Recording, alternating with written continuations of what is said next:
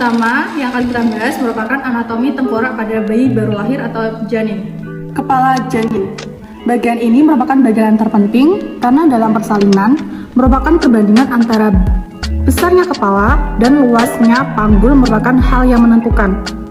Nah, apabila bagian kepala dapat melalui jalan lahir, bagian-bagian yang lainnya dapat menyusul atau keluar dengan mudah. Maka bentuk dan ukuran kepala harus dipelajari dengan seksama.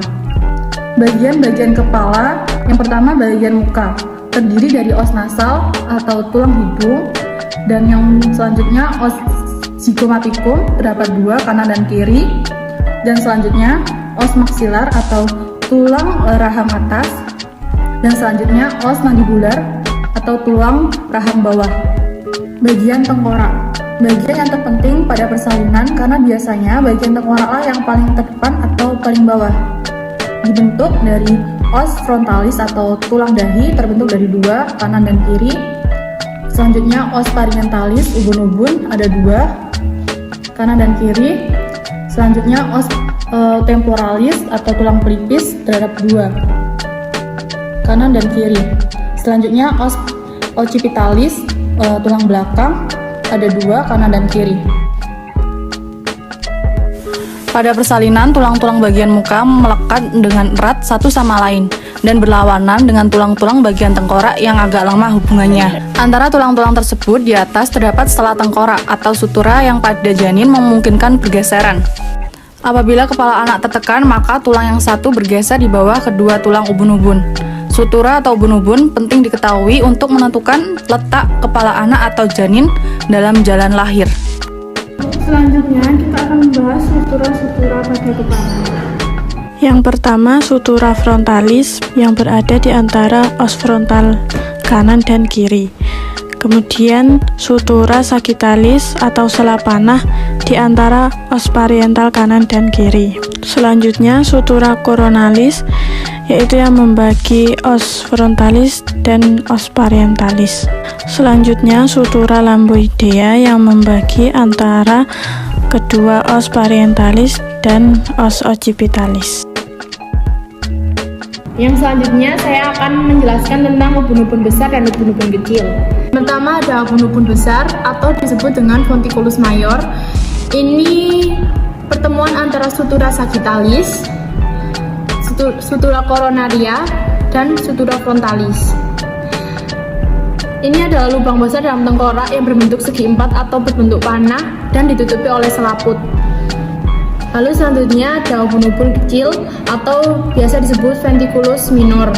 Ini bukan lubang yang besar pada tengkorak, tapi tempat dan tiga sutura bertemu. Yang pertama itu adalah pertemuan antara sutura lamboidea dan sutura sagittalis.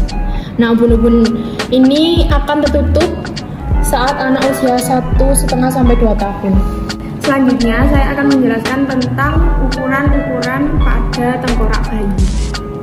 Diameter suboccipitobregmatica dari foramen magnum ke ubun-ubun besar normalnya 9,5 cm.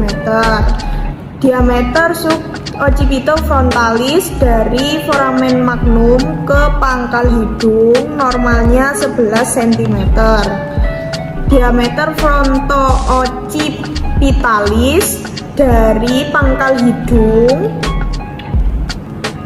ke yang terjauh paling belakang sekitar normalnya 12 cm. Diameter mento-occipitalis dari dagu ke titik yang terjauh paling belakang normalnya sekitar 13,5 cm. Diameter submento-bregmantica dari bawah dagu, yaitu dari os hyoidea ke ubun-ubun paling besar normalnya sekitar 9,5 cm. Diameter biparietalis, ukuran yang terbesar antara kedua os parietal normalnya 9 cm.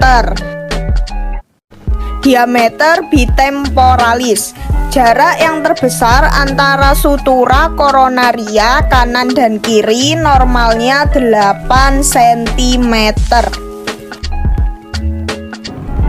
Baik, saya akan menjelaskan tentang ukuran lingkaran kepala janin. Circumferentia suboccipitobregmatica atau lingkaran kecil kepala rata-rata ukurannya 32 cm.